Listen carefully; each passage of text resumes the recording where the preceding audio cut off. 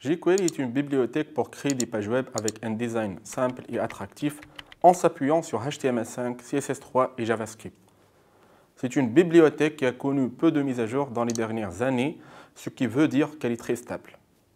Notons aussi qu'elle est la bibliothèque JavaScript la plus utilisée. Mais quel est l'intérêt de cette bibliothèque? Cette bibliothèque vous permet de créer des animations, de traiter le DOM HTML, de créer des filtres, de lancer des traitements Ajax et gérer des événements. Mais tout cela est possible avec JavaScript. Alors, c'est quoi l'intérêt de jQuery?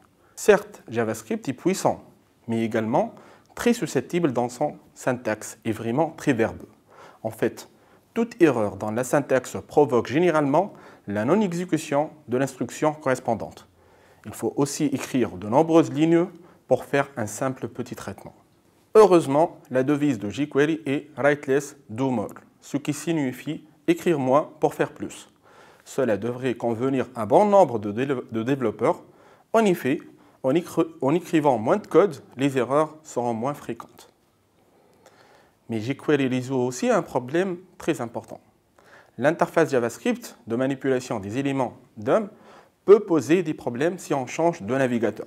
Le développeur, dans ce cas, doit traiter les cas d'incohérence pour garantir que la page s'exécute proprement sur tous les navigateurs. Alors, jQuery prend en charge cette tâche pénible et simplifie énormément la manipulation de DOM. Il offre une API de haut niveau qui permet de traiter l'incohérence entre les navigateurs. On est très content de tout ça, je suppose. Il faut noter qu'il y a plusieurs bibliothèques JavaScript autres que jQuery.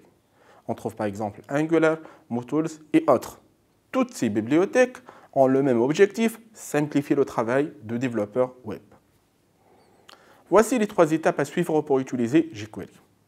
Commencez par télécharger la bibliothèque jQuery sur votre serveur web ou bien utiliser un serveur distant, celui de Google par exemple, et l'inclure dans la page HTML.